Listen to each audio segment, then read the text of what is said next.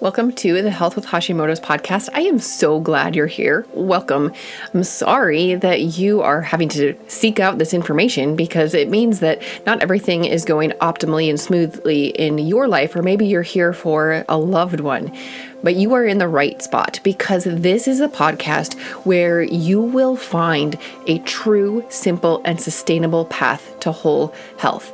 Now, usually I talk specifically about Hashimoto's thyroiditis, which is an autoimmune disease that's attacking your thyroid. Today, in honor of Autoimmune Awareness Month, which is March, we're going to talk about autoimmune diseases in general, because unfortunately, when you have one, you are at more risk for getting another one. So you might have Hashimoto's, or maybe you just found this podcast because you typed in the search autoimmune disease. Either way, I'm glad you're here. But when you have one, you are more at risk to get another. So let's answer a couple questions today. The first one is just in general, what is an autoimmune disease? The second question we're going to answer is what causes an autoimmune problem?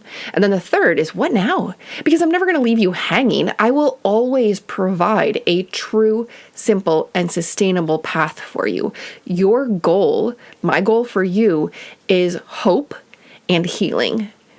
And when I help you with that, it's looking at the whole you: body, mind, spirit, diet, environment. And I don't say that in like a woo-woo way. My background is I was an emergency department nurse for like 17 years, 15 years, I don't even know. It was a really long time that I was in Western medicine. And I eventually just got sick and tired of seeing people come in with a problem and leave with a short-term Band-Aid solution. Now, of course, in the emergency department, we don't have time to dive deep and really help you figure out your next step. In general, when you go to the emergency department, they figure out your immediate next step and then tell you to follow up with your general provider, with your primary provider. And then it's their job to help you dig deeper. Well, I want to flip that a little bit. It is your job. You are the CEO of your own health. You need to make sure that that questions are getting answered. You get to put people on your team to help you come up with those answers. So your primary care provider is going to be hopefully is going to be a really good resource and person to be on your team. Maybe your endocrinologist or your rheumatologist or somebody else is a really good person to have on your team to help you figure out your next step and the path forward to health and healing for you. Every single person is different. So I left the emergency department and I started this business. The name of my business is The Whole You because I help you look at the whole person. And now I have this podcast in helping specifically women with Hashimoto's or thyroid problems. But like I said earlier, today we're going to go a little bit broader. We're going to talk about autoimmune problems in general and how that relates to you and your path forward. And before I start answering these three questions, what is an autoimmune disease, what causes them, and what now, I want you to know something that drives me crazy. In Western medicine, in conventional medicine, whatever you want to call it, there is a block. People believe that you cannot start on your path to health until you have a diagnosis. And that is wrong. It's flat out wrong. You can start on your path to health today. Yes, having a diagnosis can help with that, but you can start today whether you have a diagnosis or whether you don't. You always have something that you can do to start on your path forward to health absolutely right now.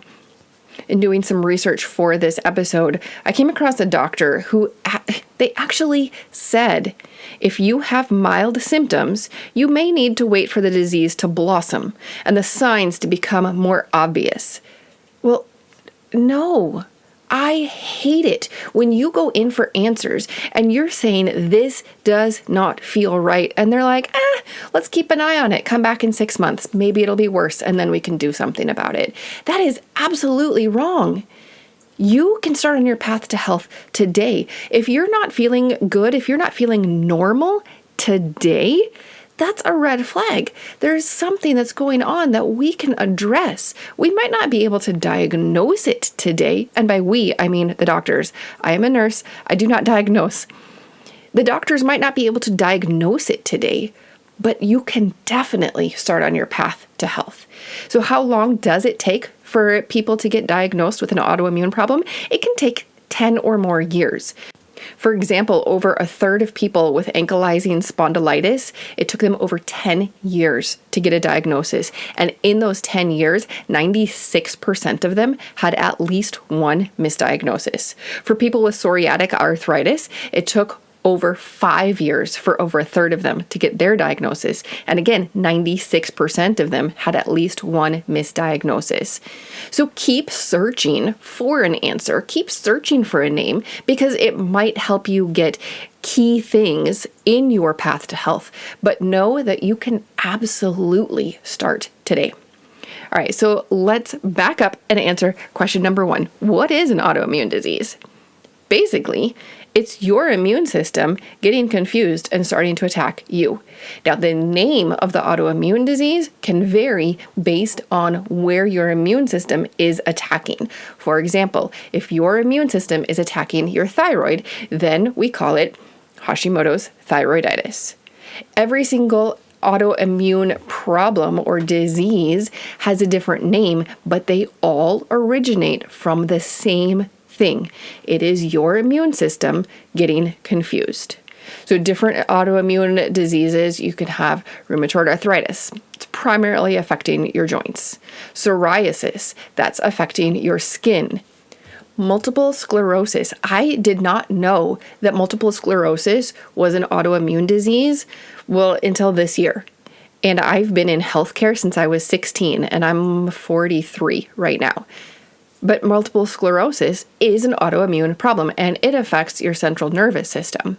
Addison's disease, Graves' disease, celiac disease, lupus, alopecia, all of these are autoimmune diseases. There are over 100 different named autoimmune diseases, but they all involve your immune system getting confused and starting to attack you. So question number 2, what causes them? Well, it's your immune system getting confused, but where it attacks, that's usually genetic. Think of an autoimmune disease as seeking out the low-hanging fruit. And for you, the low-hanging fruit might be your thyroid. Your immune system is like, hey, let's attack this. For somebody else, it's going to be something different, a different tissue or a different organ, because that's their genetic disposition. Your autoimmune disease is typically impacted by your genetics. What else causes them? A lot of different things. Some you can control, some you can't. You cannot control your genes. You were born female or male. You can't control that. I know there's a lot of people saying that you can switch, but every single cell in your body is either male or female. And females have more autoimmune problems. In fact, 78% of people who have an autoimmune disease are females. 1 in 15 people in the US at least have an autoimmune problem. So of those 1 in 15, 78% are women. So you can't control your genes, you can't control your gender, but there are things that you can control that tend to cause autoimmune problems. Things like smoking and toxin exposure. You can control that. You can't control the environment that you were raised in. If your family, if your parents smoked growing up, obviously you can't change that and you can't go back in time and undo it. If you made decisions to smoke, or if you have a house that's filled with toxins, or you have a job that exposes you to a lot of toxins, you can't change the past. But those are things that can cause an autoimmune problem because they work on your immune system. But you can choose to stop doing some things like smoking. It might be hard to stop, but it's possible. You can choose to lower your toxins, everything that you're exposed to. It might take some work, but you can choose to make that decision and work through your house and perhaps where you are employed so that you can lower that risk factor. Other things like obesity impact your risk of autoimmune problems. And with obesity, it's impacted by your genetics. It's also impacted by the lifestyle and the food choices that have been handed down and that you were raised with. But you can lose weight. It is possible. Your genetics are not your destiny. And the other thing that can impact your risk of getting an autoimmune disease is having another one. Because like I said, it's like low-hanging fruit. So if your immune system is going haywire and it's starting to attack you, it goes after the easiest thing first. And then it's like, hey, I already got this one, so let's move to the next branch. And for many, many people, once they have one autoimmune disease, in a couple years, they will add another, and then sometimes another. That is not what we want. But before we can move to question 3, which is what do I do now, we need to talk about a couple more components of what causes an autoimmune disease. And if you've been a listener to my previous 29 episodes, you know what I'm going to say. There's 3 components to every single autoimmune disease. Number 1, a genetic component. We've already talked about that. Number 2, there's a gut component. And number 3, there is one or more triggers. So I already talked about the genetic component. If you're interested in more information about that, take a listen to episode 15 and 16. In episode 15, I answered a listener question about what to do if genetic testing reveals an increased risk for autoimmune problems. Now, specifically, I was referencing Hashimoto's. Take a listen to episodes 15 and 16 of this podcast. In episode 15, I talk about nutrigenomics and what you can do about your genes. I had a clip from a guest. Her name was Sarah Harding, and she explained nutrigenomics, meaning nutrition, and genomics, meaning your genes, and how you can, turn those on or off, and how you can have a healthy life despite having certain genetics. And then in episode 16, I answered the question, or I gave you 3 questions to ask yourself if you think you might have thyroid problems or an autoimmune problem. Those are super helpful episodes that you can go back and listen to for this first component of what causes an autoimmune disease, and that is your genetics. So go listen to episodes 15 and 16. I will link them in the show notes, but you can obviously search for them in your podcast player. As long as I'm talking about your podcast player, will you do me a huge favor? This is my 30th episode. Will you leave a star rating and a review if this has been helpful? When you leave a 5-star rating and when you leave a review, a written review, it does not have to be long, by the way, it tells the algorithm of each podcast player that this is helpful and could be beneficial to others, and they will help push it out to other people. And with 1 in 15 people dealing with an autoimmune problem and it taking up to 10 years or more to get a diagnosis, this is definitely something that we want to spread the news on. We want to tell people that there is a path to hope. There is a path to healing. Whether you have a diagnosis or not, you can take the next step on your own path to health. So what causes an autoimmune disease? Genetic component, gut component, trigger. We just covered gut, genetic component. Let's talk about the gut.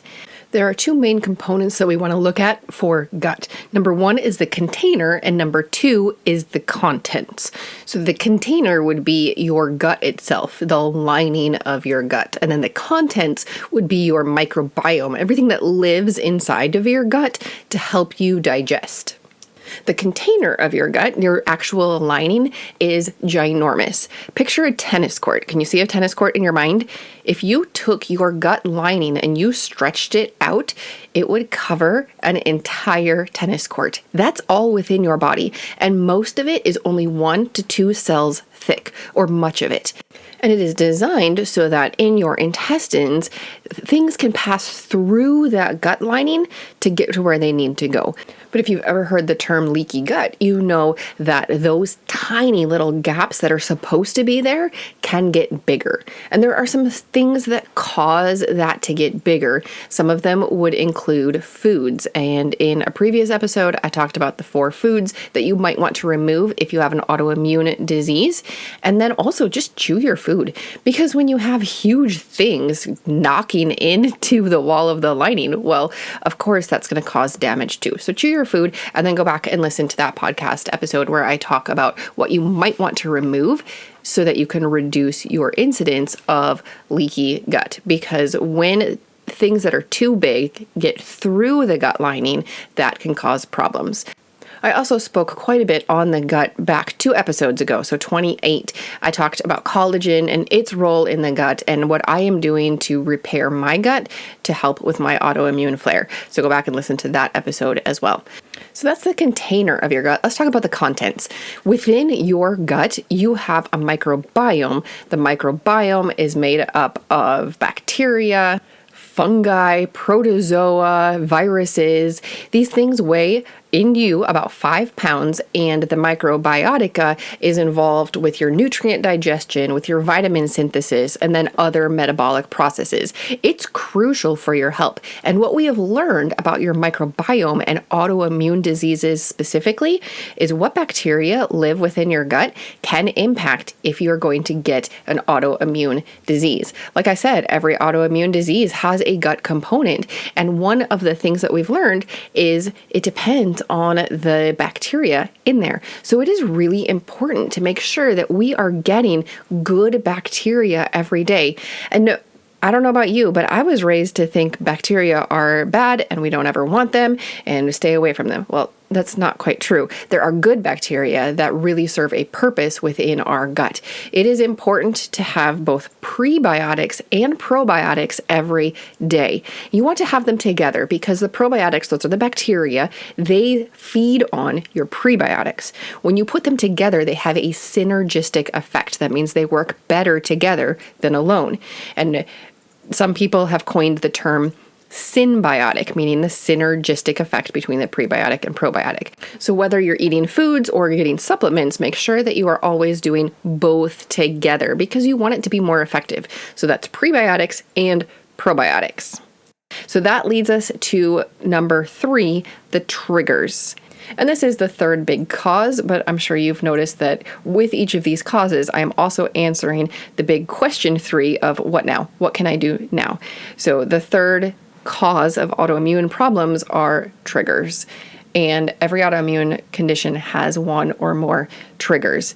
And they can vary based on your specific autoimmune problem, but a lot of them are related to stress and sleep.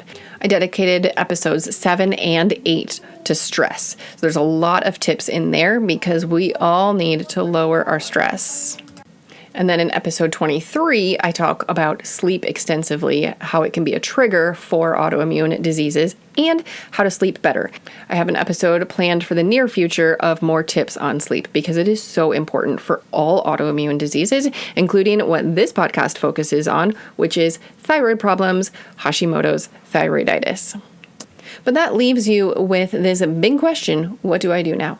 I've given you lots of tips, but what are you going to do when you turn off your phone or wherever your podcast is playing? I want you to pick one thing. When I left the emergency department and I started doing this health coaching via Zoom, one of my very first clients said to me, her goal was to be 1% better every day. That is a fantastic goal. If you focus on getting completely better tomorrow, it's probably not going to work. It's too big of a step. If you focus on one thing and fixing it or improving it by 1% each day, you're going to make more progress. Maybe you've seen the picture of a ladder with the rungs like 5 feet apart. That's super, super hard to climb. And compare that to a ladder where the rungs are, spaced closer together. It's going to be much, much easier to climb that ladder. You're going to get to the top faster, 1% better every day, because you can start on your path to health and healing today. It is possible, whether you have a diagnosis or you don't. You could still be in that seeking phase, but you can always do something that's 1% better today. And that includes if your doctor has told you, we're just going to keep an eye on it, come back in 6 months. If you have been to your provider and you have not felt heard, you have not felt validated, you feel like they didn't listen to you and really hear your concerns, know that number one, you're not alone. There are other people going through this too. And number two, there's hope. You can start on your path to healing today. If you're wondering where to start, obviously I've given you a lot of actionable steps in this episode, but I also offer Hashimoto's health sessions. If you came to this episode today and you're like, well, Esther, I don't have Hashimoto's, so can I still book a coaching call with you? Yes, you can. We can still talk through what's going on and your next step. That is what I do in those sessions. I listen. You will feel heard. You will feel seen. You will feel validated because your symptoms are real. I'm not going to tell you they're all in your head. A significant number of people who have autoimmune problems have been told that their symptoms are psychosomatic. They are all in their head. What you're feeling, what you're experiencing are your experiences, and I'm not going to tell you that they're false. What we're going to do is I'm going to listen and then together help you figure out your next step. As a nurse and as a health coach, I do not provide a diagnosis, but what I do help you figure out is your next step. What can you do today, tomorrow, the next day to feel better and to start on your own path to health? This podcast is for informational and educational purposes only. Please be sure to discuss any concerns and plans with your trusted healthcare professional.